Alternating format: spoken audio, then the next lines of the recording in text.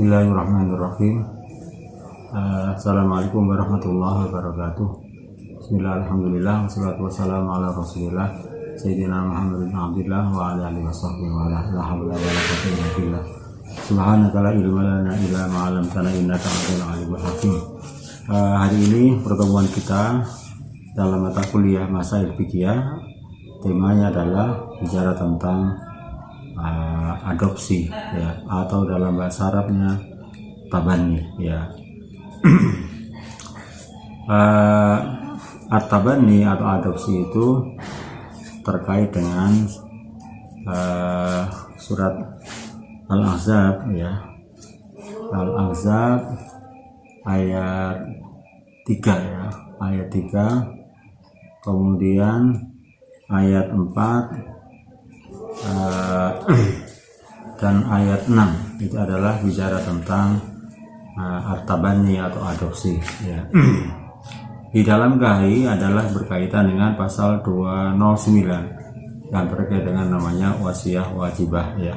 Al-Ahzab ayat 4 dan ayat 5 dan juga ayat 37 ya. A'udzubillahi minasyaitonirrajim.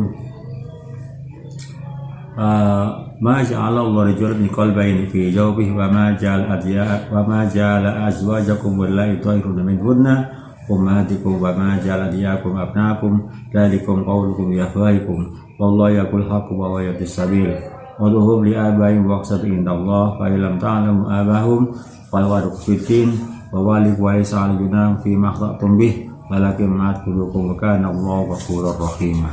Ini adalah ayat-ayat yang bicara tentang tabani ya, tabani ya, terkait dengan adopsi dalam hukum Islam. Kemudian perlu saya jelaskan apa sih sebenarnya tabani itu. Dalam istilah bahasa Arab disebut dengan namanya at-tabani. Kemudian di dalam istilah ada lagi istilah namanya luqotoh ya. Luqotoh itu adalah anak temuan, anak yang tidak bertuan ya, tidak punya ayah, anak jalanan, anak yang tidak mempunyai orang tua ya. Kemudian di dalam KUHP ya, hukum perdata disebut dengan istilah namanya adoption ya. Dalam bahasa Inggris disebut adalah adoption of child ya. Dalam bahasa Indonesia secara terminologi bahwa anak angkat adalah anak orang lain yang diambil dan disahkan sebagai anaknya sendiri ya. Ini adalah makna terminologi anak angkat ya. Kemudian adopsi adalah sebagai sebuah cara ya, untuk mengadakan hubungan antara orang tua dan anak yang diatur dalam peraturan perundang-undangan ya. Biasanya adalah untuk melakukan memperoleh warisan atau mendapatkan anak bagi orang tua yang tidak mempunyai anak. Akibatnya anak diangkat kemudian memiliki status sebagai anak asuh yang sah dan segala hak dan kewajibannya. Dalam beberapa kajian fikih ya, Muhammad Saltut ya, di dalam kitab Al-Fatawa ya, seorang ulama Mesir, mufti Mesir namanya Muhammad Saltut, ada kitab namanya Al-Fatawa menjelaskan bahwa yang dimaksud dengan anak angkat adalah anak mengambil anak orang lain untuk diasuh dan dididik dengan penuh perhatian dan kasih sayang, diperlakukan oleh orang tua angkatnya seperti anaknya sendiri tanpa memberi status kandung kepadanya. Itu adalah anak angkat. Seorang tokoh Muhammadiyah, Fakhruddin ya, Bapak A.R. Fakhruddin, Fuad Fakhruddin, seorang tokoh Muhammadiyah, Fuad Fakhruddin memberikan definisi lain ya, yang dimaksud anak angkat adalah seorang anak dari seorang ibu dan bapak yang diambil oleh orang lain untuk dijadikan anak sendiri ya. Sang anak bertukar ayah dan ibu dan berpindah tangan. Anak itu mengambil nama orang tua yang baru sehingga terputus hubungan dengan ibu dan bapaknya. Pemilihan ini bukan hanya pemilihan hak milik, tetapi pemilihan keturunan dengan dengan seluruh konsekuensinya ya. Pemungutan anak atau adopsi ini di Indonesia kadang-kadang ada berbagai macam variasi. Ada yang dilakukan dengan menggunakan acara keagamaan dan diumumkan dan dilaksanakan oleh pejabat dan tokoh agama agar jelas statusnya. Kemudian setelah selesai upacara, maka anak adopsi itu menjadi anggota penuh dari keluarga kerabat yang mengangkatnya dan terputuslah hak waris dari kerabat yang lama. Dari beberapa definisi atas dapat diambil sebuah pengertian bahwa apa yang dikatakan oleh Muhammad Saltut memberikan penekanan pada pengakuan ya, pada pengakuan sebagai anak dalam pengertian kecintaan ya, pemberian nafkah, pendidikan dan pelayanan dalam segala kebutuhannya, bukan sebagai anak kandung sendiri ya. Ini adalah hal-hal yang terkait dengan adopsi atau anak angkat. Kemudian apa sebenarnya tujuan pengangkatan anak ya? Tujuan pengangkatan anak sebagaimana di dalam tafsir Ruwaiyul Bayan dalam surat Al-Ahzab ayat 4 kemudian dan ayat 4 kemudian ayat 6 ya, ayat 4 dan ayat 5 ya. Itu adalah terkait dengan legalitas tentang hal-hal yang bicara tentang anak angkat ya. Adapun tujuan pengangkatan anak antara lain adalah untuk meneruskan keturunan manakala dalam suatu perkawinan tidak memperoleh keturunan. Jadi ini adalah dalam rangka penguatan keluarga. Jadi motivasi yang dapat dibenarkan dan salah satu jalan yang positif serta manusiawi terhadap naluri kehadiran seorang anak dalam keluarga setelah bertahun-tahun belum dikarunia anak. Jadi ada yang mempunyai motivasi mengadopsi itu adalah tafaulan ya. Barangkali dengan mengadopsi itu Allah memberikan semacam keturunan kepada pasangan suami istri yang belum mendapatkan keturunan ya. Salah satu dengan mengadopsi. Ada istilah namanya tafaul. Sebuah berpikir yang positif dengan mengadopsi itu agar mendapatkan keturunan ya. Selain tujuan untuk menambah jumlah keluarga dengan maksud agar si anak dapat mendapatkan pendidikan, dengan maksud agar anak angkat mendapatkan pendidikan yang baik untuk mempererat hubungan keluarga, itu juga merupakan sebuah kewajiban bagi orang yang mampu terhadap anak yang tidak mampu mempunyai orang tua sebagai misi kemanusiaan dan juga pengawalan ajaran agama. Kemudian bagaimana dalam sejarah tentang anak angkat ya? Bagaimana pandangan Islam tentang masalah adopsi ya? Tentang masalah adopsi atau anak angkat ya?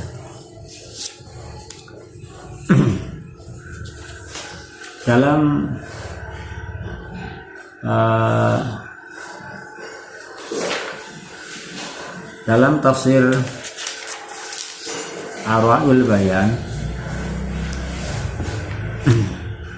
disebutkan bahwa ada beberapa asbabun nuzul ya. Ada asbabun nuzul yang disebutkan oleh Syekh Ali As-Sabuni dalam kitab Ruwaiyul Bayan. Ada sekitar 4 asbabun nuzul ya. Salah satu di antara 4 itu adalah hadis riwayat yang disebutkan oleh Imam Asy'uti. Imam Asy'uti meriwayatkan sebuah hadis dari Mujahid an warwa Asy'uti an Mujahid radhiyallahu anhu anna Nabi sallallahu alaihi wasallam Zaid bin Harisah. Jadi Rasulullah pernah mengadopsi bernama Zaid bin Harisah ya.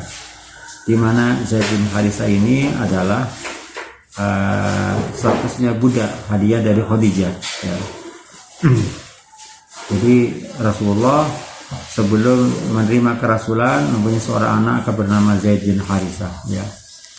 Sebagaimana riwayat Asy'uti, anna Nabi tabanna Zaid bin Harisah wa ataqahu qabla al-wahyi. Dan Rasulullah memerdekakan ya, menjadi seorang yang merdeka pada statusnya sebelum adalah budak, sebelum turunnya wahyu. Falamma tazawwaja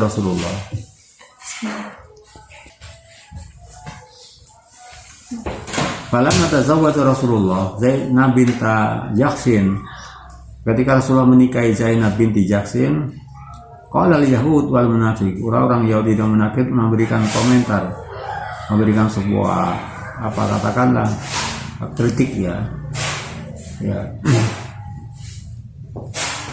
Tazawwaja Muhammad imra'ata ibnihi. Jadi Rasulullah itu menikahi kepada anak perempuan, anak laki-lakinya. Jadi Zainab binti Jahsin adalah asal usulnya adalah istri daripada daripada Zaid bin Harithah dicerai. Nah, setelah dicerai oleh Rasulullah dinikahi, muncul sebuah reaksi, ya katakanlah kritik ya mengatakan orang-orang Yahudi munafik mengatakan tazawwaja Muhammad imra'ata ibnihi, Muhammad menikahi anak perempuan anak laki-lakinya, wa yanha an-nas anha, padahal dia melarang orang untuk melakukan hal itu ya. Maka turun ayat wa ma ja'ala adiyakum wa ma ja'ala adiyakum wa ma ja'ala adiyakum abnaakum. Nah, wa ma ja'ala adiyakum abnaakum ya. Dan tidaklah menjadikan anak-anak angkatmu sebagai anak kandungmu ya. Itu adalah turunnya ayat asbabun nuzulnya ayat Al-Ahzab ayat 4 dan ayat 5 ya. Ayat 4 dan ayat 5. Kemudian di dalam riwayat Al-Bukhari, warwal Bukhari di Sahihih, Imam Al-Bukhari meriwayatkan dalam kitab Sahihnya yang bersumber dari Abdullah bin Khattab radhiyallahu anhu qala ma kunna nad'u Zainab bint Haris, ma kunna nad'u Zaidah bin ibn Haris ya, illa Zaidah ibn Muhammadin. Kami tidak memanggil Zaid bin Haris, tapi adalah kita memanggilnya adalah Zaid bin Muhammad ya. Maka turunlah ayat ud'uhum li abaihim hu aqsatu indallah. Panggillah mereka itu dengan panggil ayahnya. Itu adalah sebuah sikap yang adil ya. Sebuah sikap yang adil. Kemudian ini adalah ayat-ayat beberapa hadis yang bicara tentang asbabun nuzulnya, tentang persoalan at-tabanni atau adopsi ya dalam hukum Islam ya. Jadi saya bacakan dua asbabun nuzulnya aja terkait dengan masalah adopsi. Di dalam kitab tafsir Ru'ail Bayan ada beberapa hal yang disebutkan al-ahkam asy-syar'iyyah ya. Beberapa hukum yang terkait ayat-ayat Al-Ahzab ayat 4 dan ayat 5 tadi itu ya. Kemudian bahwa terkait dengan ayat Al-Ahzab ayat padanya 5 tadi dan dua asbabun nuzul yang setelah saya sampaikan tadi sebelumnya, jelaslah bahwa sebelum Islam datang memang pemungutan anak, artinya memang masyarakat Arab itu di kalangan bangsa Arab sudah melakukan adopsi, sudah biasa melakukan adopsi ya. Kemudian pada saat itu berlaku sebuah tradisi bahwa pemungutan anak itu diartikan sebagai pengangkatan anak orang lain dengan status seperti anak kandungnya. Maka Islam memberikan sebuah pembelajaran, memberikan penegasan bahwa anak angkat tidak sama dengan anak kandung ya. Sebagaimana yang telah dilakukan Rasulullah ketika Rasulullah mengangkat Zaid bin Harithah, dan Rasulullah dari status budak hadiah yang dari Khadijah, kemudian namanya diganti dengan Zaid bin Muhammad. Nah, pada saat itu Rasulullah sebelum jatuh dia diangkat sebagai Rasul ya. Dan Rasulullah mendeklarasikan diri di hadapan orang-orang Quraisy. Nabi mengatakan, saksikanlah olehmu bahwa Zaid aku angkat menjadi anak angkatku, dan ia adalah mewarisiku dan aku mewarisinya. Kemudian beberapa waktu kemudian turunlah ayat ma ja'alallahu lirajulin min qalbayni fi jawfihi wa ma ja'ala azwajakum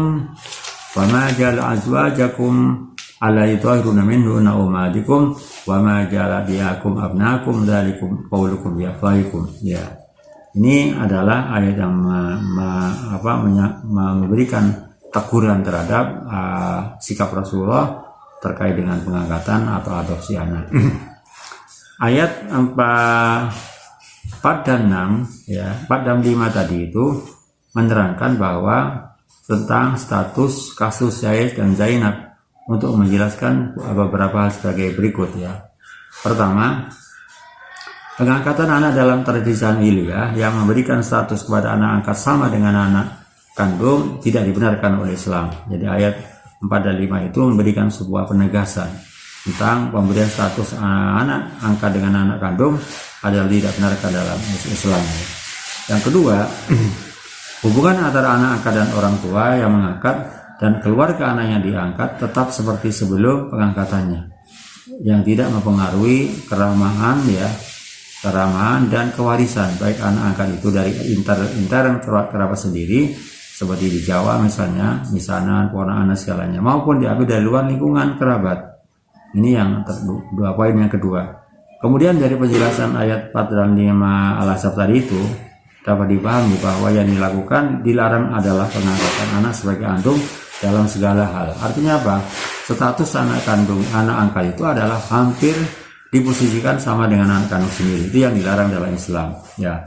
Dari sini terlihat ada titik perbedaan ketentuan hukum antara beberapa Indonesia yang menghilangkan atau memutuskan kedudukan anak angkat dengan orang tuanya sendiri yang dapat merombak terhadap ketentuan mengenai waris ya. Kemudian bagaimana sebenarnya adopsi menurut perspektif atau persepsi Al-Quran ya. Kalau kita lihat di dalam ayat 45 dan 37 jelas bahwa Islam melarang mengangkat anak orang lain menjadi anak kandung dalam segala hal. Artinya status dan legalitas jadi anak angkat itu adalah sama dengan anak kandung. Ini sangat berbeda. Jadi itu larangan yang memposisikan anak angkat itu adalah sama dengan anak kandung. Ya. Setelah terjadi peristiwa Rasulullah itu mengangkat anak, ya, maka tidak ada lagi tempat untuk mengangkat anak di dalam syariat Islam. Ya. Itu ya poin yang ada dalam 4 dan 5 Al-Ahzab. Ya. Menurut Imam Ahmad Al-Barri ya, dalam kitabnya Ahkam Al-Awlad fil Islam ya, disebutkan dalam halaman 35-37 disebutkan bahwa yang melarang melakukan adopsi itu bukan hanya yang adopsi dalam pengertian bahwa anak angkat adalah sama dengan anak kandung, itu bukan hanya Islam ya yang membatalkan tentang adanya anak angkat, tetapi juga agama yang lain ya. Ya, karena memang mengangkat anak itu sudah dikenal sejak sebelum Islam ya di kalangan orang Yunani dan orang-orang Romawi pada zaman purba ya.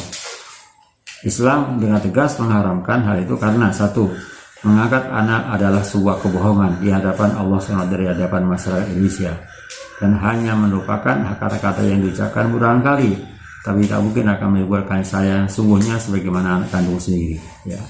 Jadi anak angkat walaupun statusnya adalah sama dengan anak kandung, tapi sejatinya tidak akan mungkin sama rasanya anak kandung dengan anak angkat. Ma ja'alallahu li rajulin min qalbayni fi jawfihi wa ma ja'ala azwajakum ala ghayruna minhunna ummatikum wa ma ja'ala diyakum abnaakum dzalikum qaulukum ya faikum. Ini adalah teguran daripada Allah Ta'ala terkait dengan status adopsi di dalam Islam. Allah sekali-kali tidak menjadikan bagi seorang dua buah hati dalam satu rongga, dan tidak menjadikan istri-istrimu yang kamu lihat itu sebagai ibumu, dan tidak menjadikan anak-anak angkatmu sebagai anak kandungmu sendiri. Yang baik itu hanyalah perkataanmu di mulutmu saja, dan Allah mengatakan yang sebenarnya dan Dia menunjukkan jalan yang benar. Jadi mengadopsi atau mengangkat anak hanyalah pengungkapan kata-kata yang tidak menunjukkan kebenaran dan mencampur adukkan keturunan ya telah menyebabkan hilangnya kebenaran dan runtuhnya ikatan keluarga yang asli. Oleh karena itulah maka inilah yang mengakibatkan adanya kutukan daripada Allah Ta'ala ya. Maka Allah mengatakan wallahu yaqul haqqa wa huwa yahdis sabil ya. Inilah yang mungkin yang mengakibatkan kutukan Allah Ta'ala sebagaimana yang diterangkan oleh Rasulullah seperti yang dikatakan oleh At-Tirmidzi.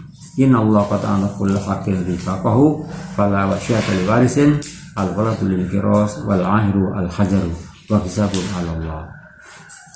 Sesungguhnya Allah Ta'ala telah memberikan bagi orang-orang yang mempunyai haknya akan masing-masing haknya. Oleh karena itu maka tidak ada wasiat bagi ahli waris. Ya, karena itu adalah bagian dari suami yang mempunyai ranjang. Sedangkan sang istri yang berzina itu diranjam dan dengan batu dan perhitungannya di hadapan Allah Ta'ala. Dan siapa yang mengaku, ya, paman idda'a, barang siapa yang mengaku bukan dari keturunan bapaknya atau mengaku bukan dari hamba tuan-tuannya, maka Allah akan menimpanya sampai hari kiamat. Janganlah seorang wanita memberikan sesuatu dari rumah suaminya yang tanpa izin suaminya. Kemudian Rasulullah SAW bertanya, "Wahai Rasulullah, apakah itu berlaku untuk makanannya?" Rasulullah menjawab, "Itu juga adalah seutama-utama harta kamu." Ya. Ini adalah yang terkait dengan adopsi anak.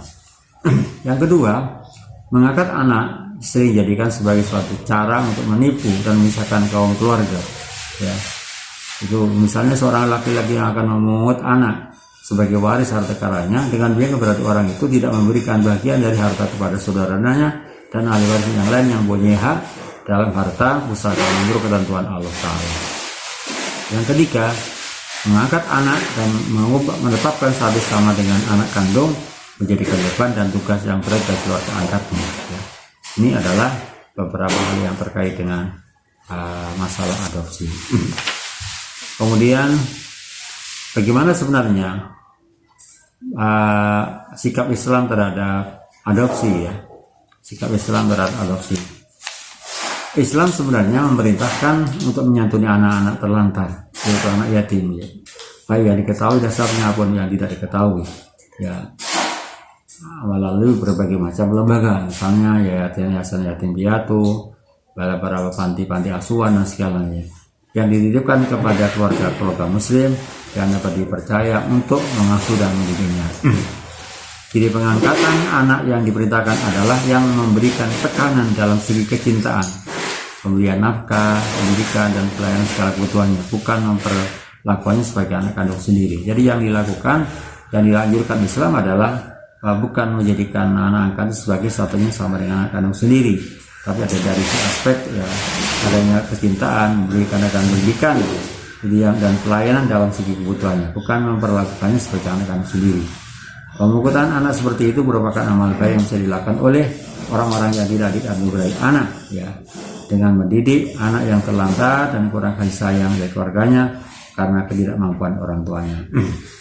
Itulah yang sesuai dengan misi keadilan sosial dalam Islam, di mana syariat Islam memberikan hak kepada orang-orang kaya untuk mewasiatkan sebagian harta peninggalannya kepada anak angkatnya untuk memberi kebutuhan hidup di masa depan. Kemudian bahwa syariat Islam menuntut masyarakat untuk memelihara anak terlantar demi kemaslahatan melaksanakan tugas kemanusiaan, persaudaraan sesama agama. Ud'uhum li abaihim huwa aqsatu indallah. Fa illam ta'lamu abahu fa anfutin wa walaysa 'alaikum junahun bima akhtatum bih walakin ma'al qulubukum kana Allahu ghafurur rahim. Jadi yang terkait dengan adopsi tadi itu bahwa masyarakat bertugas untuk memelihara mereka sebagai konsekuensi dari persaudaraan, ya. Umat Islam dapat mengambil dan memelihara anak terlantar, mendidiknya dan menanggung nafkahnya sehingga anak itu dewasa dan tidak membutuhkan pemeliharaan lagi, tanpa menetapkan hak-hak dan hukum Islam yang sudah cukup untuk menjamin kesejahteraan mereka. Terangkat dari realitas dan kondisi objektif proses perkembangan zaman dalam masyarakat Islam berkembang, pengertian bahwa Islam selalu berkembang dalam bidang kemasyarakatan. Islam berkembang sesuai dengan pendidikan masyarakat sendiri, ya. Hukum Islam tidak mengenal pengangkatan anak, yang hanya adalah kebolehan untuk memelihara anak yang terlantar, yang disebut dengan namanya lukotoh. Kemudian di dalam tafsir Ruhul Bayan ada sebuah pertanyaan, ya. Wa yajuzu atabani fil Islam, ya. Apakah boleh tabani dalam Islam itu, ya.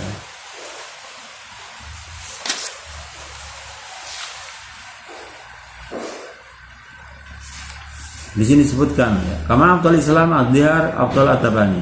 Islam juga membatalkan tentang adanya dihar. Jadi dihar itu adalah seorang suami yang bersumpah kepada istrinya bahwa istrinya punggungnya sama punggung daripada ibunya ya. Jadi Islam membatalkan dihar juga sama dengan membatalkan adanya tabani atau adopsi ya. Dan adopsi itu adalah suatu waja'alahu haraman fi syariah Islamiyah. Itu yang diharapkan dalam hukum Islam. Ya, alasannya apa? Ya nafi nisbatul waladi ila ghairi abiha. Karena dengan adopsi itu maka mengkaitkan anak kepada selain ayahnya.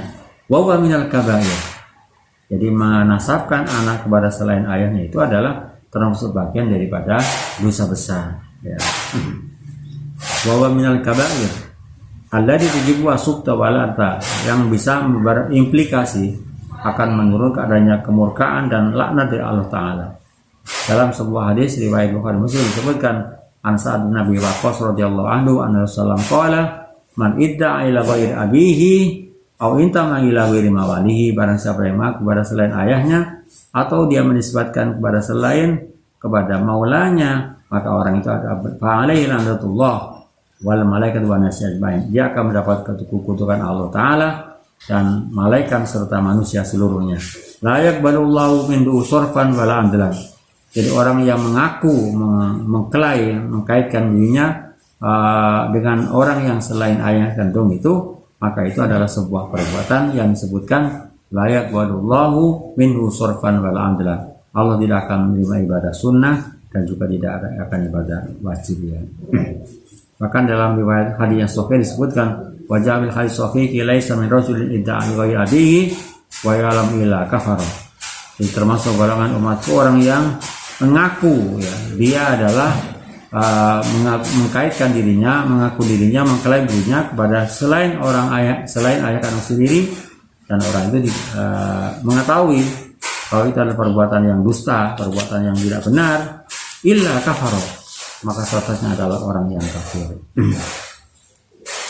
Bahkan di dalam hadis yang lain disebutkan wa man ita ghairi abihi wa ya'lamu, barang siapa yang mengaku mengklaim dirinya kepada selain ayah kandung sendiri, wa ya'lamu, sedangkan dia tahu tindakan itu annahu ghairu abi, bahwa dia adalah bukan ayahnya, fal jannatu alaihi haram, maka surga itu baginya adalah haram. Jadi orang itu tidak ada harapan untuk bisa masuk surga ketika dia mengklaim dirinya bukan ayahnya, dikatakan sebagai ayah kandungnya. Kemudian di dalam tafsir Ar-Ruhul Ma'ani disebutkan wa zahirul ayah hurmatu ta'amudi ta'awati insani ghairi. Jadi lihat dari segi teks hati ayatnya, ayat pada ayat 5 Al-Ahzab tadi itu menunjukkan hukum haram, hurmatun.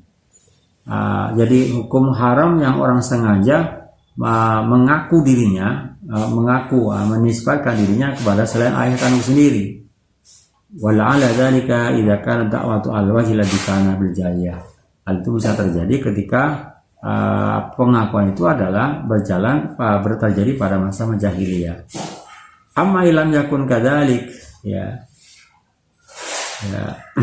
Adapun kalau orang tidak mengklaimkan bahwa dirinya adalah sebagai anak angkat daripada orang yang mengklaim tadi itu, ya tidak mengakui ya.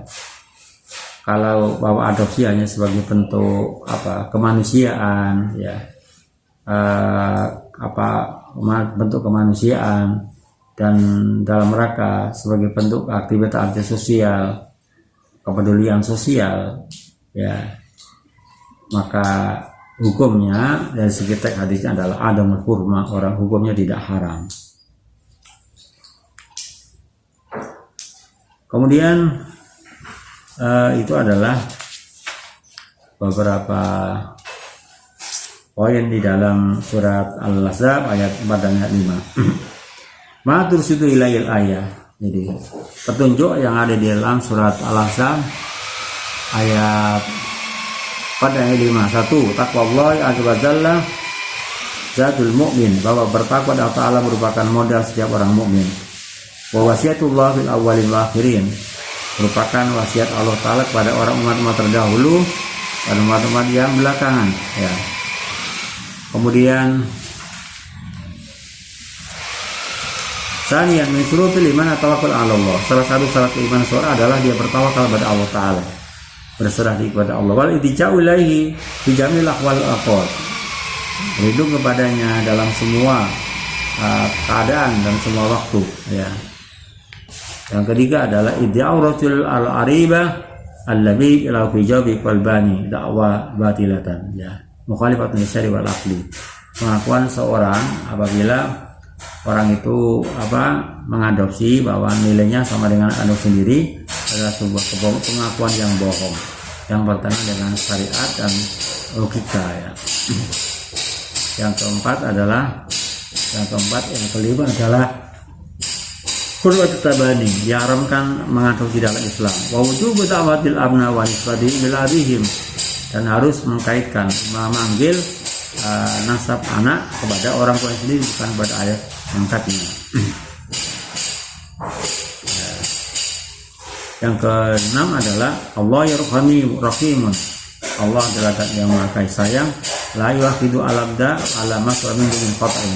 Tidak akan memberikan hukuman pada seorang hamba di mana hamba itu melakukan suatu kesalahan yang muncul dari dirinya. Faliyahu anhu wa yaghfiru, karena Allah memberikan maaf dan memberikan ampunan kepadanya. Ini adalah hal yang terkait adopsi di dalam Islam, ya. Saya kira itu beberapa hal yang terkait dengan adopsi yang ada dalam surat Al-Ahzab ayat 4 dan 5. Beberapa poin dari itu sudah saya bacakan, beberapa poin-poin tentang status hukum atau legal standing daripada adopsi dalam Islam. Saya kira itu. Terima kasih. Assalamualaikum warahmatullahi wabarakatuh.